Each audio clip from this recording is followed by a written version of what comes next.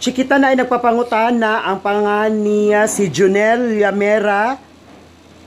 Ang iya pangutana kanang unsa ask ko advice pila man jud ka percent dapat ihatag nimo kung mag-love.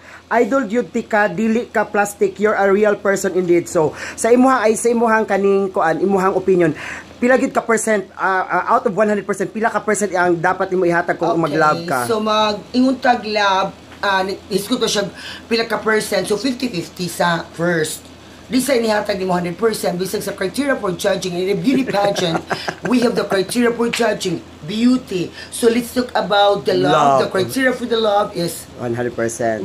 Connection, 20%, property, 20%, audience impact together with your friends, 20%. Pero at the end of the day, ayaw siya hatag na ng 50-50. Pero kung kanabang inyong relation dugay na kaayo, so na. Bisag dili sa 80%, kung kamo na yung duha na yun, magkadayo na, mo na 100%, wa maginilapas sa 100 hong. Diyan magikuto kung 120, hugyaw na siya. Pero sa gikayong ka pa, ayaw hatag sa tanan karon 50-50 lang. Kung magkadugay mo, 80. Kung maminyo mo, 100 na. Okay. Diba? Bakit hindi? Lumalaban. Ingna lang ko kung wala mo uyab, kaya naamsag ko.